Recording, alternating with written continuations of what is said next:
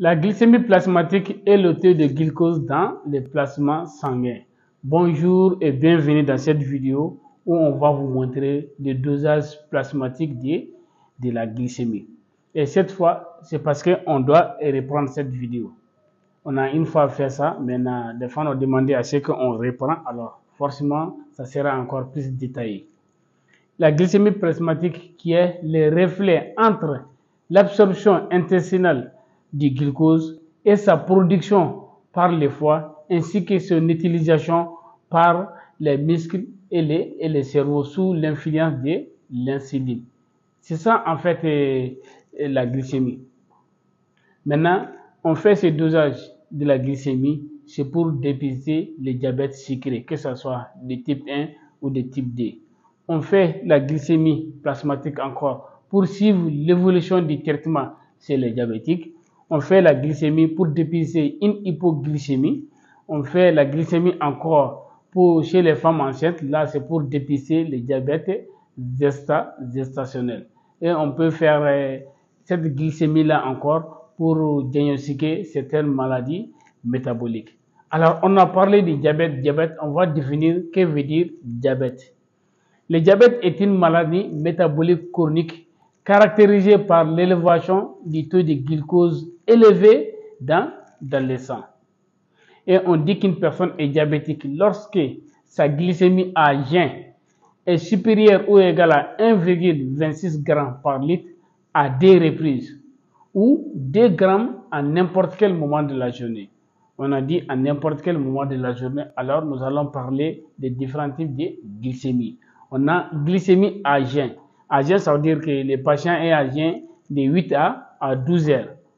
C'est ça de préférence. Toujours, c'est l'examen de préférence, la glycémie à jeun. En dehors de ça, on a la glycémie postprandiale. Ça veut dire 2 heures après un repas. La mesure du taux de glucose dans le sang après 2 heures de repas. Et on a la glycémie aléatoire. Aléatoire, ça veut dire à n'importe quel moment de la journée. Et on ne considère pas si la personne est en jeûne ou à 2 heures après les repas. C'est ça la glycémie aléatoire. Alors, on va parler maintenant des différents types de diabète aussi. Parce qu'on a parlé, c'est pour dépister les diabètes. Les diabètes, on a généralement 3 types de diabète.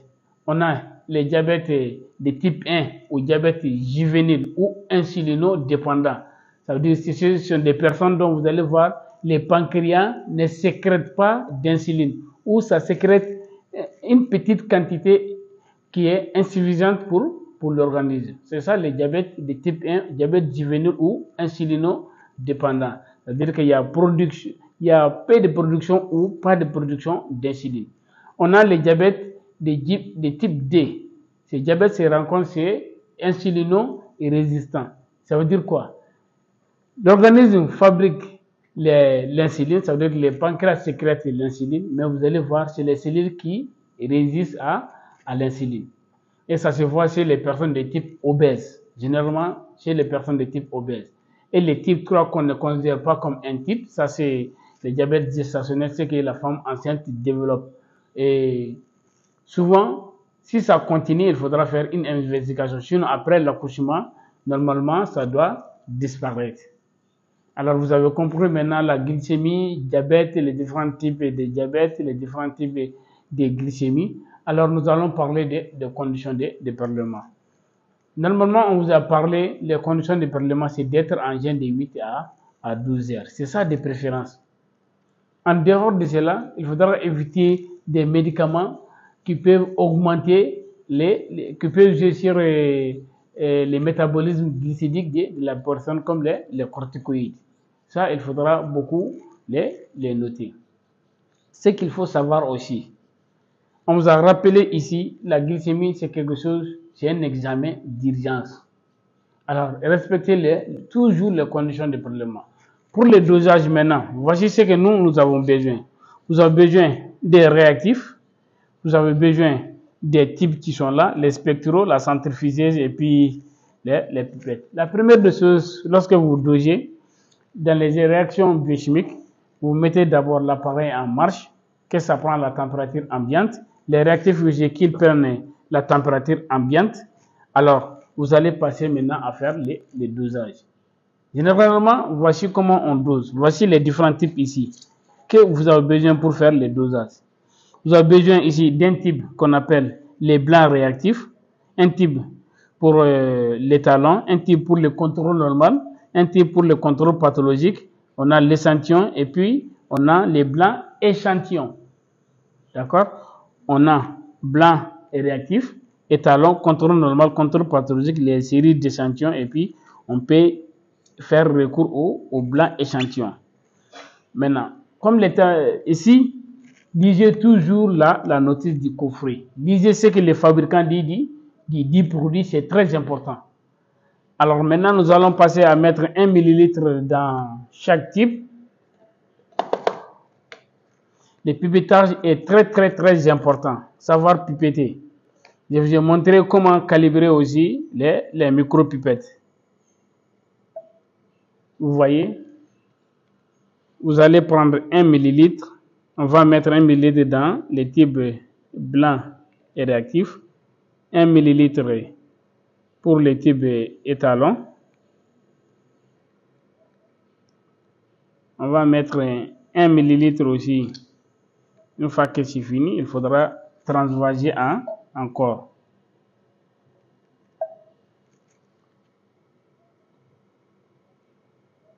Faites beaucoup attention au pipettage. Vous voyez, on va mettre 1 ml aussi dans le contrôle, type contrôle normal.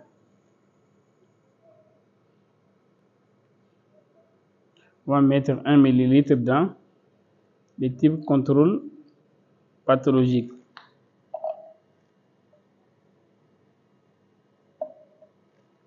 On va prendre encore 1 ml pour les types échantillons. On va mettre 1 ml aussi dans les types blanc échantillon.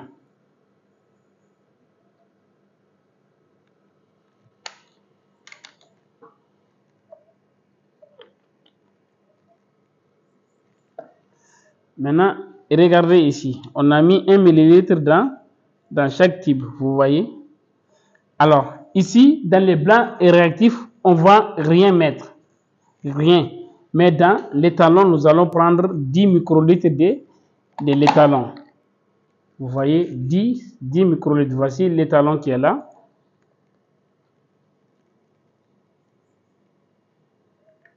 Vous allez prendre 10 microlitres. Vous voyez, que vous allez mettre dans les types étalons. Maintenant, vous débrachez des l'embout.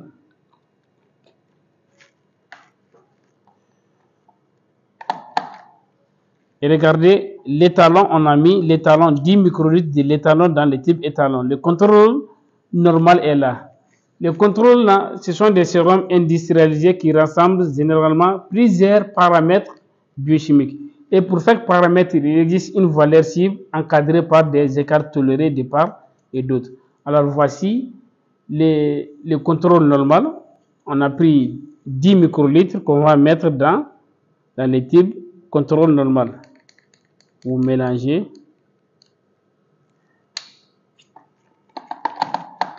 Pour le contrôle pathologique aussi, nous allons prendre 10 microlitres que nous allons mettre dans les types contrôle pathologique.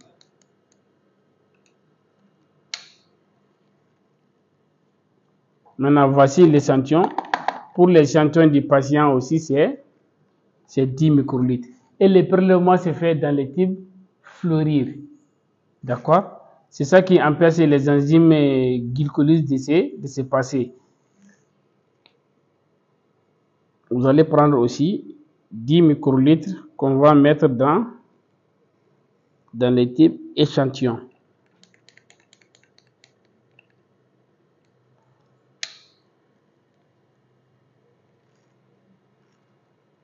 Maintenant, pour les blancs réactifs, les blancs échantillons qui est là, et regardez. Maintenant, pour les types blancs échantillons, ce n'est autre chose que 1 ml de réactif qu'on a mis plus 10 microlitres de l'eau distillée stérile. Voici l'eau distillée stérile. Je vais juste prendre 10 microlitres. Vous voyez 10 microlitres que nous allons mettre dans les blancs échantillons. Le rôle du blanc échantillon, on va le dire après les dosages. Ici, le fabricant dit de mettre ça en incubation pendant 10 minutes. Vous voyez le chrono et respectez les temps d'incubation.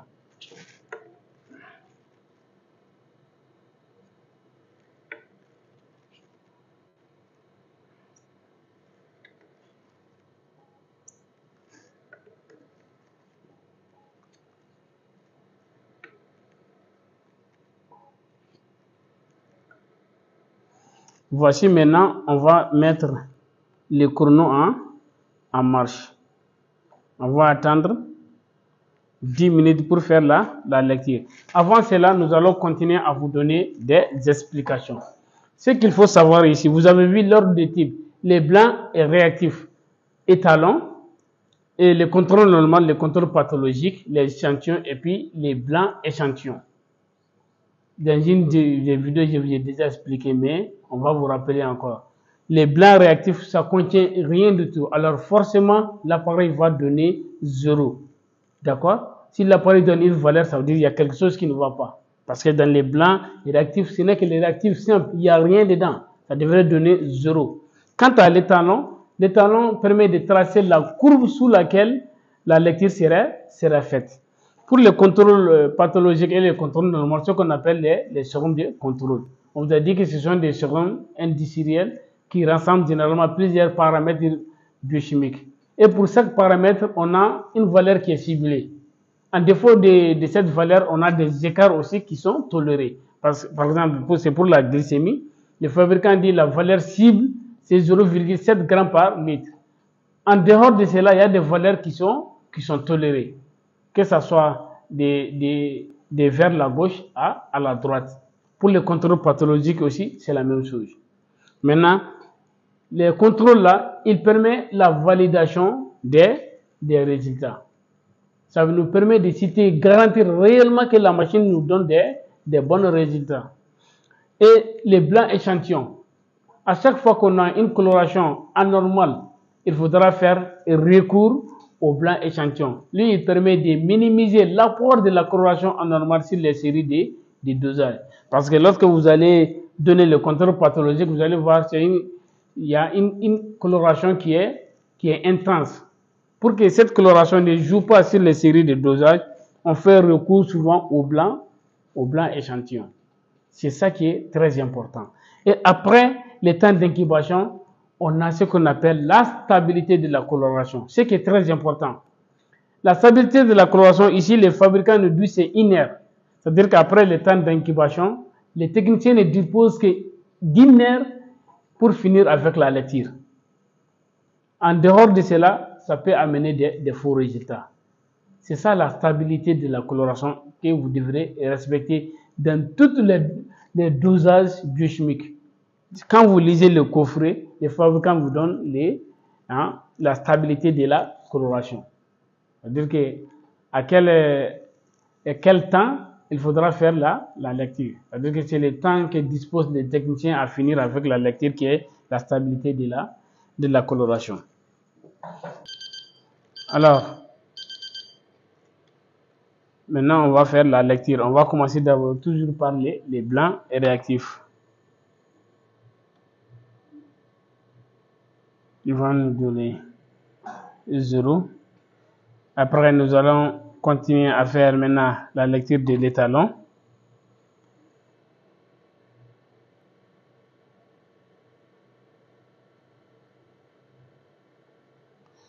Après, on va mettre le contrôle normal.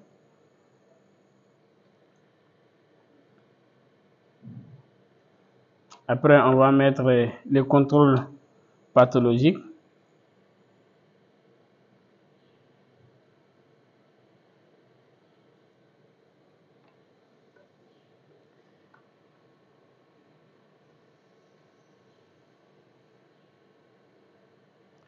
Après, nous allons mettre maintenant les échantillons.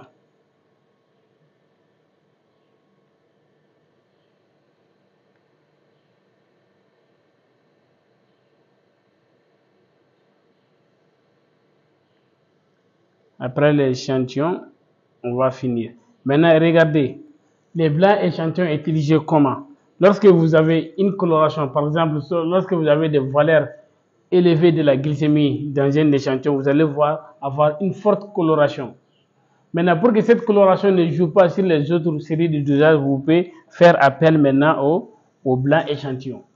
Ou chaque fois que vous finissez de faire les contrôles pathologiques, avant de passer au échantillon, vous pouvez donner les blancs échantillons. Les blancs échantillons, d'abord, il va donner forcément 0 si tout est bon. Parce qu'on n'a mis que de l'eau d'ici. Dans l'eau d'ici, il n'y a rien. Il n'y a aucun élément minéraux. Alors, forcément, l'appareil va donner 0, sauf s'il y a un problème avec l'appareil. C'est compris? Beaucoup de personnes confondent les blancs réactifs par rapport aux blancs échantillons. Dans les blancs réactifs, on ne met rien que les réactifs 1 ml. Maintenant, dans les blancs échantillons, on met 1 ml de réactif et puis on ajoute 10 microlitres de l'eau distillée. C'est compris? Alors, une fois qu'on a les résultats, on va passer maintenant à vous montrer les variations physiopathologiques de la glycémie à jeun, de la glycémie postprandiale et de la glycémie aléatoire. Ces valeurs qui sont ici, ce sont des valeurs qui peuvent varier selon les laboratoires et selon la méthode utilisée. On a d'abord la glycémie en jeun. Les résultats sont en grammes par litre ou en millimol par litre. C'est le millimol par litre qui est généralement utilisé. En grammes par litre, c'est de 0,70 à 1,10 grammes par litre. Pour la valeur en millimol par litre, c'est 3,85 à 6,05 millimol par litre. Maintenant, comme interprétation, la valeur normale, c'est 0,7 à 1,09 grammes par litre. On dit c'est normal. Lorsque c'est situé entre 1,10 à 1,25 grammes par litre, ça c'est le pré-diabète. Maintenant, quand c'est supérieur à 1,26 grammes par litre, on parle de diabète. Pour la glycémie postprandiale, la valeur est située entre 1,20 à 1,40.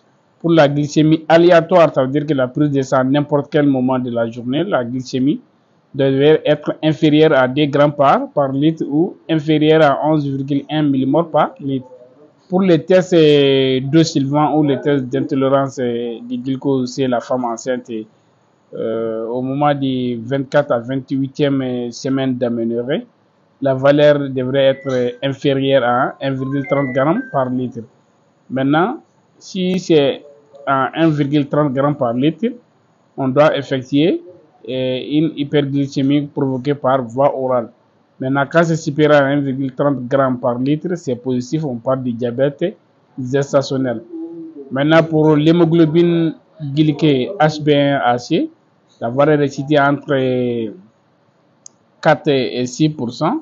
Pour l'interprétation maintenant, quand c'est inférieur ou égal à 6%, ça c'est bon équilibre glycémique.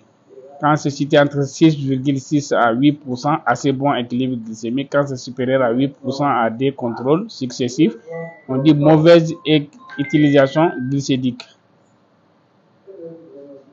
Alors vous avez vu maintenant les variations physiopathologiques de la glycémie plasmatique qui est le reflet de l'équilibre entre l'absorption intestinale du glucose après les repas et sa production par les foies via la glucosénolyse et la néoglycogène et son utilisation par les tissus, les muscles et les tissus sous l'influence de l'insuline. L'insuline qui est une hormone sécrétée par les pancréas. Les pancréas sécrètent des hormones, n'est-ce pas? L'hormone qu'on appelle l'insuline qui est un hypoglycémia et le glucagon qui est un hyperglycémia.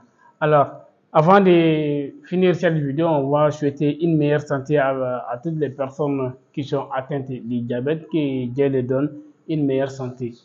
Il faut savoir une chose, après, le traitement pour ces personnes-là, ça peut être indéterminé, surtout au cas du diabète de type 1. Alors, prenez soin de vous et puis suivez les traitements. Et même dans l'obscurité, sachez qu'il y a de la lumière. Un bon travailleur, c'est celui qui fait son labeur quotidien avec amour et conscience.